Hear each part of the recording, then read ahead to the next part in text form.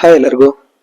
ಇವತ್ತು ಮಳೆಗಾಲಕ್ಕೆ ಬಿಸಿ ಬಿಸಿಯಾಗಿ ಚಟ್ಟಂಬಡೆನ ಮಾಡ್ಕೊಳ್ಳೋಣ. ವಿಡಿಯೋನ ಕೊನೆ ತನಕ ನೋಡಿ.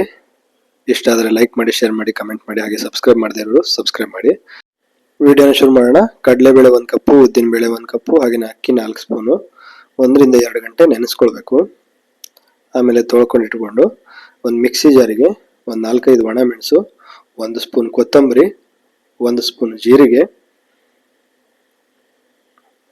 ಸ್ವಲ್ಪ ಜಾಸ್ತಿ ಹಾಕೊಳ್ಬೋದು, ಒಂದು ಸ್ವಲ್ಪ ಇಂಗು, ಹಾಗೆಯೇ ಶುಂಠಿ,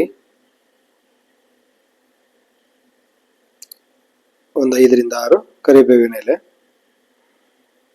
ಹಾಗೆಯೇ ನೆನೆಸಿ ತೊಳ್ಕೊಂಡಿರೋ ಕಡಲೆಬೇಳೆ, ಉದ್ದಿನಬೇಳೆ, ಅಕ್ಕಿ.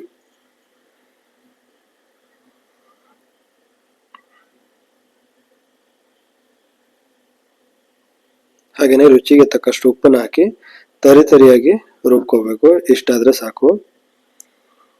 ಇದಕ್ಕೆ ಇವಾಗ ಕಟ್ ಮಾಡ್ಕೊಂಡಿರೋ ಕರಿಬೇವಿನ ಎಲೆ ಒಂದು ಸ್ವಲ್ಪ, ಹಾಗೆಯೇ ಕಟ್ ಮಾಡ್ಕೊಂಡಿರೋ ತೆಂಗಿನಕಾಯಿನ ಮೇಲ್ಗಡೆಯಿಂದ ಹಾಕೊಂಡು ಇದನ್ನ ಚೆನ್ನಾಗಿ ಮಿಕ್ಸ್ ಮಾಡ್ಕೋಬೇಕು.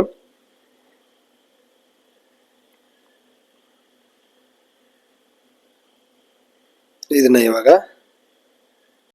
ರೌಂಡ್ ಆಗಿ ಮಾಡಿ ಒಂದು ಸ್ವಲ್ಪ ಪ್ರೆಸ್ ಮಾಡಿ ಎಣ್ಣೆಲಿ ಬಿಟ್ಕೊಂಡ್ರೆ ಬಿಸಿ ಬಿಸಿಯಾಗಿರೋ ಚಟ್ಟಂಬಡೆ ರೆಡಿ ಆಗುತ್ತೆ.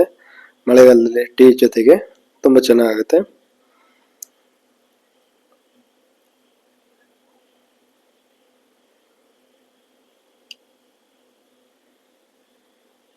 ಒಂದ್ಸರಿ ಮಾಡ್ಕೊಳ್ಳಿ, ಹೇಗಿತ್ತು ಅಂತ ಕಮೆಂಟ್ ಮಾಡಿ.